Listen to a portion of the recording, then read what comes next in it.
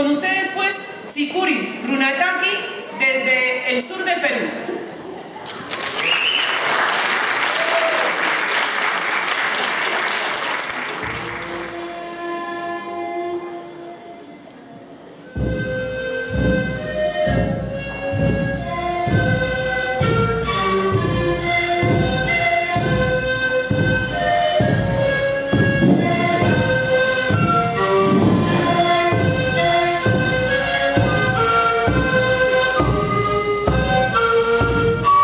Camino inca en el valor de mis piernas, en el sudor que empapa y se pega con fuerza.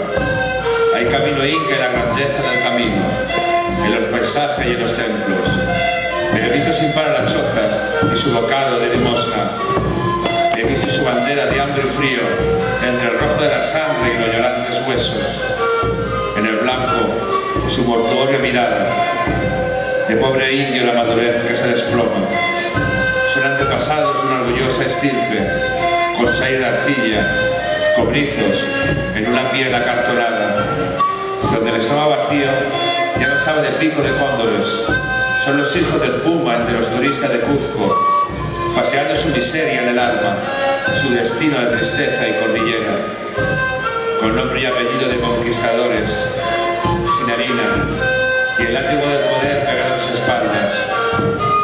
No es su grito de esclavos, sino de hombres libres en el mar sin hachas, con su única camisa y un poncho herido por gobiernos que les roban sus derechos. Son dueños de estas tierras, donde corren las alpacas, llamas y vicuñas. Morirán con ella en este Perú, con el dolor de las piedras, mientras los turistas descienden por las cuestas, pisando sus huesos.